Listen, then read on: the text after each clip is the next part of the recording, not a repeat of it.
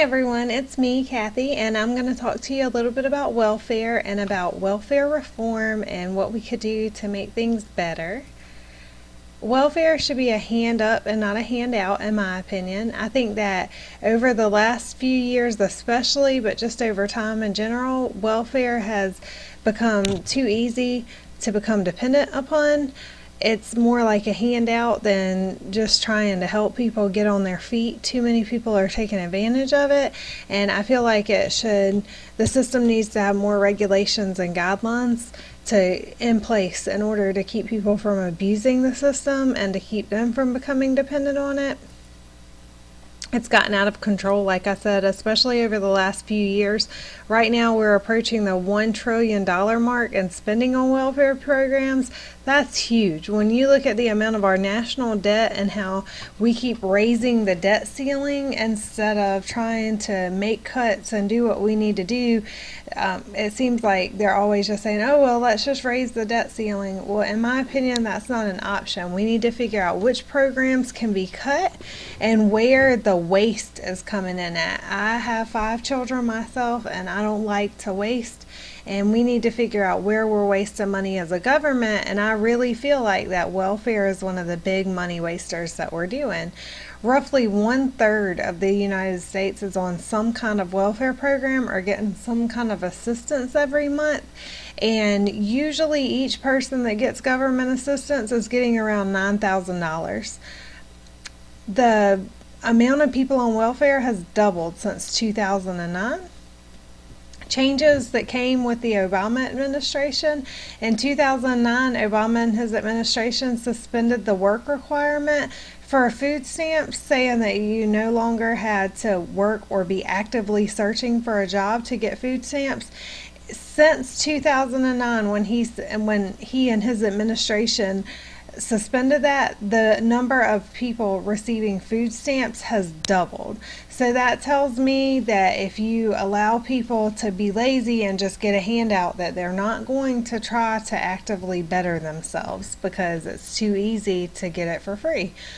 Under the president's spending plan, by 2022, which is in 10 years, over the next decade, we'll spend $12.7 trillion on welfare programs. That is unheard of. It's ridiculous. As far in debt as our country already is, there's no way that we need to continue, not just continue spending money on it, but to spend that much more money on it. And under his spending and his administration's spending, in 2022, in that amount of time, for every dollar spent on defense for our country, we'll spend $2.33 on welfare.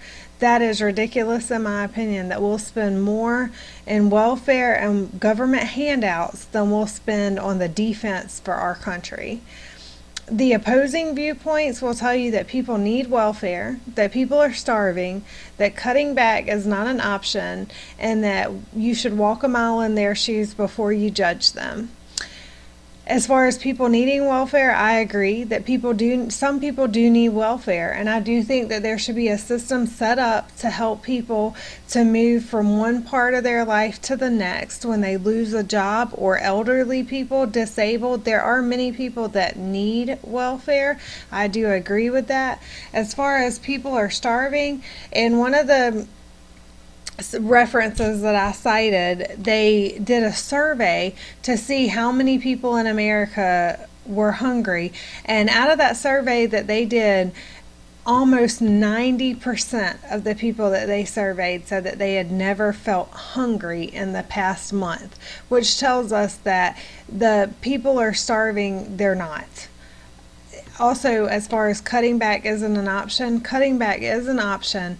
The amount of food stamps that they give a family can definitely be cut back. I have a friend that has 3 small children. One is just a baby. He's not even eating food yet, that applied for food stamps, and they gave her more in food stamps than I budget for my entire family, which is myself, my husband, and 5 children that all eat regular food. So there can definitely be some cutbacks. And as far as walking a mile in their shoes, I was a single mom with 3 children and I did receive government assistance. So I have walked a mile in their shoes.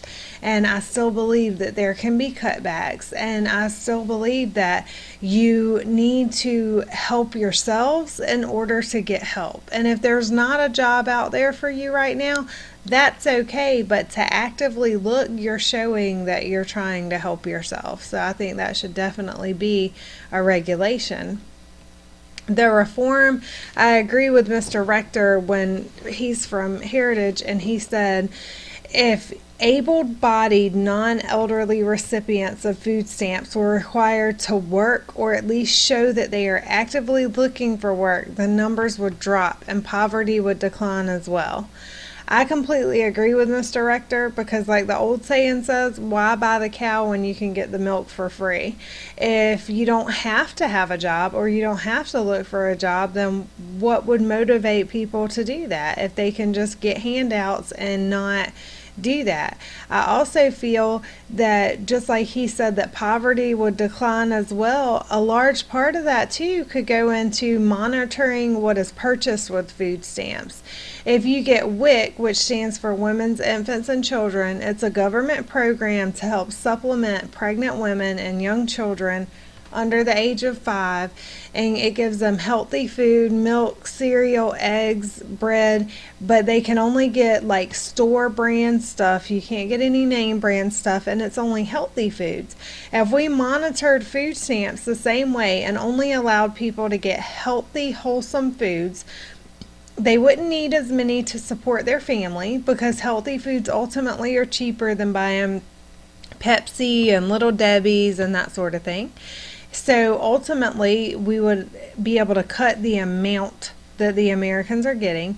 And then as well as that, you'd be able to cut back on medical bills and dental bills because the sugar intake wouldn't be nearly as much. As far as medical bills, it'd cut down on obesity, it would cut down on childhood obesity, it could cut down on diabetes. The list goes on and on. So I really feel like that if we put some rules and regulations in place, that we could cut our welfare spending significantly. I feel like we could cut it more than in half because before 2009, when the regulations were in place that people had to work or at least be actively looking for a job, the numbers were cut in half. Half of the amount of people that are on food stamps now were on food stamps then. So I really think if we put rules and regulations back in place, that we would be able to cut the spending there. And then maybe that would motivate the United States to cut the spending in other places. But I really feel like that this is a very important topic, and not only for the amount of money that it would save, but for the health of the United States and for the health of our children. I hope that you learned something from this today, and I hope that my opinions maybe struck some interest of, get you thinking about maybe a way that you could try to change things, or a way that we could all try to change things for the future. Hope you guys have a great week and a great Christmas. Bye.